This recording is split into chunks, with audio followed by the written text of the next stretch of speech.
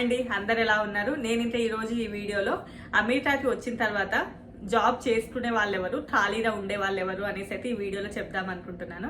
యాక్చువల్గా ఈ వీడియో గురించి అయితే అడిగి అలిసిపోయారు అన్నట్లు. అంటే నాకు రీసెంట్గా కామెంట్స్ కూడా వచ్చాయి, మీకు ఏదైనా వీడియో కావాలి అంటే కామెంట్ చేయండి అని అంటారు, బట్ మేము అడిగిన వీడియో మాత్రం మీరు చేయట్లేదు అని చెప్పేసి.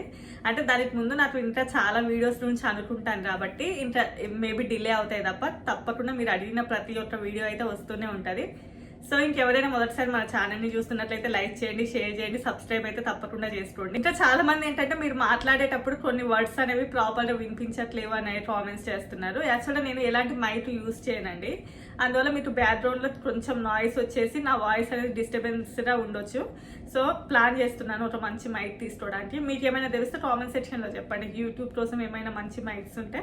సో ఇంకా ఫర్దర్ అవి కూడా తీసుకొని మీకు మంచి వాయిస్ తోటి క్లారిటీగా ఇవ్వడానికి అయితే ట్రై చేస్తాను.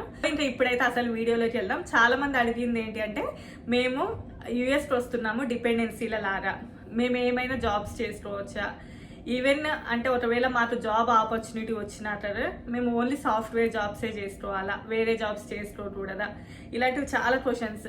అండ్ ఇంకా మేము మా హస్బెండ్తో పాటు వచ్చిన తర్వాత అమెరికాలో చదువుకోవచ్చా ఆ వీసాల మీద ఉన్నప్పుడు అని చెప్పేసి.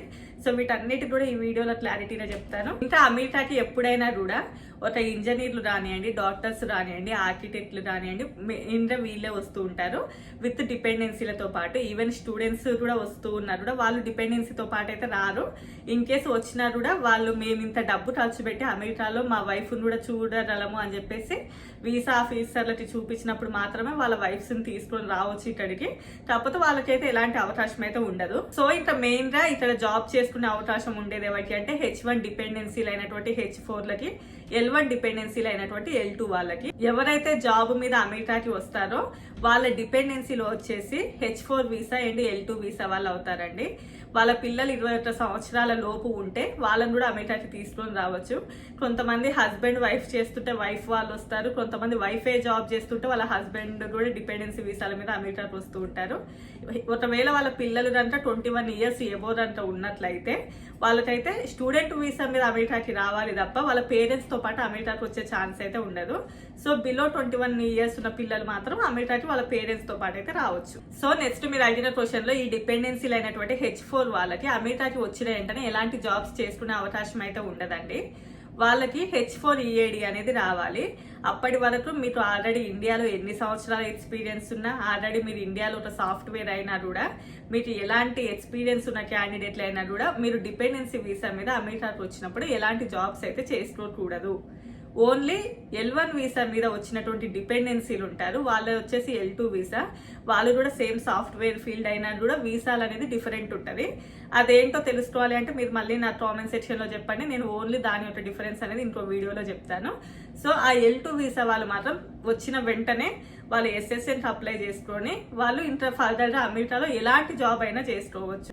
వర్క్ వీసా మీద వచ్చిన వాళ్ళు ఓన్లీ కూడా వాళ్ళు ఏ వర్క్ మీద అయితే అమెరికాకి వస్తారో ఆ వర్క్ మాత్రమే చేసుకోవాలి. అంటే ఫర్ ఎగ్జాంపుల్ మా హస్బెండ్ సాఫ్ట్వేర్ మీద అమెరికాకి వచ్చారు కాబట్టి ఆయన సాఫ్ట్వేర్ జాబ్ తప్ప ఇంకా వేరే ఏ జాబ్ కూడా చేయడానికి లేదు. బట్ నేను అతని డిపెండెన్సీలో వచ్చాను కాబట్టి నేను అమెరికాలో సాఫ్ట్వేర్ జాబే చేయాలి అని లేదు.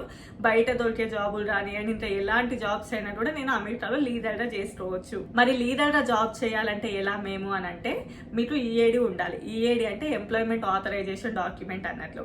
సో అది ఎట్లా వస్తుంది అంటే ఎవరైతే వర్క్ వీసా మీద వస్తారో వాళ్ళ యొక్క కంపెనీస్ అనేది వాళ్ళకి గ్రీన్ కార్డ్ని అప్లై చేస్తారు. ఆ గ్రీన్ కార్డ్ అనేది అప్లై చేసిన తర్వాత అది డిపెండ్స్ ఆన్ కంపెనీస్ ఉంటాయి. అన్ని కంపెనీస్ వచ్చిన వెంటనే అప్లై చేయరు. కొంతమంది 3 years టైం తీసుకుంటారు, కొంతమంది 4 years తీసుకుంటారు, కొన్ని కంపెనీస్ అయితే అసలు చేయరు. అదంతా కూడా డిపెండ్స్ ఆన్ కంపెనీస్ ఉంటుంది అన్నట్లు. సో ఆ టైంలో ఏంటి అంటే ఇన్ కేసు అప్లై చేశారనుకోండి, అప్లై చేసినప్పుడు వాళ్ళకి I-140 అని చెప్పేసి ఒకటి అప్రూవ్ అవుతుంది. అది సెకండ్ స్టెప్ అన్నట్లు. ఆ I-140 అనే పిటిషన్ అప్రూవ్ అయిన తర్వాత ఆ తర్వాత వీళ్ళకి EAD అయితే అప్లై చేసుకోవచ్చు. సో అప్పుడు వాళ్ళకి EAD వస్తుంది. ఆ EAD వచ్చిన తర్వాత ఇంకా వాళ్ళు ఫర్దర్గా అమెరికాలో ఎలాంటి జాబ్స్ అయినా చేసుకోవచ్చు. సాఫ్ట్వేర్ జాబ్స్ అనే కాదు, అంటే సాఫ్ట్వేర్ జాబ్స్ చేయాలి అని అనుకుంటే సాఫ్ట్వేర్ అయినా చేసుకోవచ్చు, లేదు అంటే బయట నువ్వు లీడర్గా ఎలాంటి జాబ్స్ అయినా కూడా నువ్వు చేసుకోవచ్చు చేసుకోవచ్చు అన్నట్లు. సో అలా డిపెండెన్సీలు అయితే అమెరికాలో వర్క్ అయితే చేస్తుంటారు. ఇంకా ఆ పిటిషన్ ఓకే అయ్యి మాకు ఈఏడి రావడానికి అట్లీస్ట్ 3 years పడుతుంది, 6 years పట్టవచ్చు. సో ఆ టైంలో మాకు ఇంకా వేరే ఆప్షన్ లేదంటే మీరు కూడా H1Bకి కన్వర్ట్ అవ్వాలి. అంటే మీ హస్బెండ్ ఏ వీసా మీద అయితే వచ్చారో, ఈవెన్ మోస్ట్లీ H1B మీదనే వస్తారు కాబట్టి నేను అది చెప్తున్నాను. మీరు కూడా ఇట్లా వర్కింగ్ వీసాలోకి కన్వర్ట్ అవ్వాలి. సో ఆ వర్కింగ్ వీసా అనేది మొత్తం కూడా దేవుడి మీదనే భారం వేయాలి, మీ చేతుల్లో ఏది ఉండదు. ఎందుకంటే అది లాటరీలో మీ పేరు రావాలి కాబట్టి ఇంకా దేవుడి మీదనే భారం వేసి రోజు పూజలు చేయడం తప్ప మనం చేయాల్సింది ఏమీ ఉండదు అది రావాలి అంటే. సో మీకు అంటే అది వచ్చింది అనుకోండి, మీరు కూడా నార్మల్గా ఇట్లా తెలుస్తుంది H1B అంటే ఎలానో. తెలియదు అంటే అది కూడా కామెంట్ చేయండి, ఇంకో వీడియోలో అది కూడా చెప్తాను. నెక్స్ట్ ఇదే సాఫ్ట్వేర్ ఫీల్డ్లో మెయిన్గా వచ్చే వాళ్ళు L1 వీసా వాళ్ళు. వాళ్ళ డిపెండెన్సీలు అయితే ఆల్రెడీ చెప్పినా కదా, L2 వాళ్ళు అవుతారు. వాళ్ళు వచ్చిన వెంటనే కూడా వాళ్ళు SSN అప్లై చేసుకొని వాళ్ళకి ఈఏడి రావాలి ఇదంతా ఏమీ ఉండదు.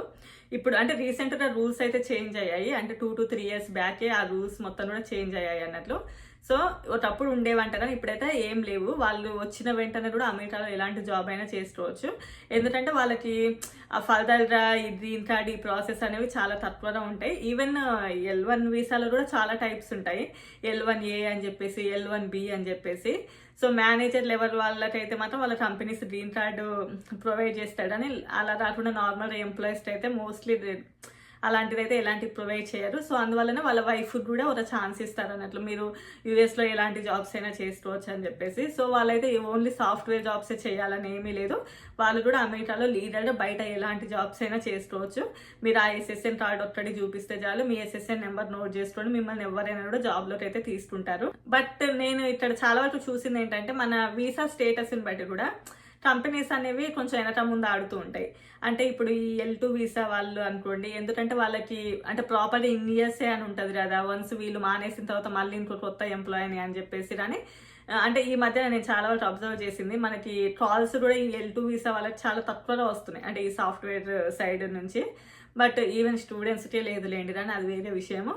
సో ఏంటి అంటే ఇలా మోస్ట్లీ కూడా సిటిజన్షిప్ ఉన్న వాళ్ళకి, లేదు అంటే అమెరికాలో గ్రీన్ కార్డ్ హోల్డర్స్కే ఎక్కువ ఆపర్చునిటీస్ ఉంటున్నాయి నార్మల్ ఇట్లా బయట వేరే వీసాలతో పోలిస్తే. సో మీరు సాఫ్ట్వేర్ అనే రాదు, ఎక్కడ వర్క్ చేసినా మీకు మంచి ఇన్కమే ఉంటుంది.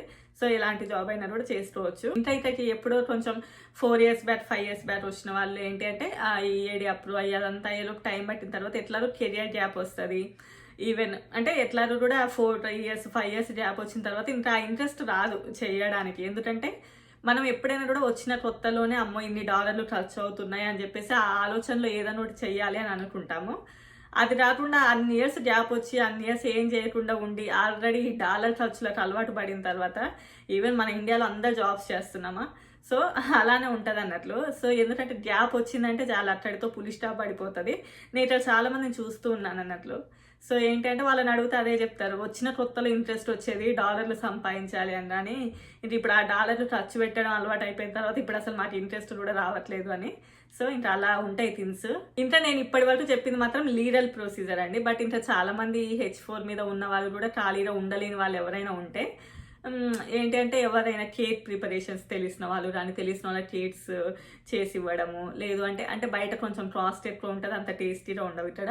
సో అవి చేసి ఇవ్వడం కానివ్వండి, లేదు అంటే బయట చిన్న చిన్న స్టోర్స్ లోపల అన్నీ నడుస్తూనే ఉంటాయి. కాకపోతే లీడర్ అయితే అది చేయకూడదు, అన్నీ అందరికీ తెలిసినా కూడా ఓపెన్ సీక్రెట్లు అన్నట్లు అలా ఉంచేస్తారు.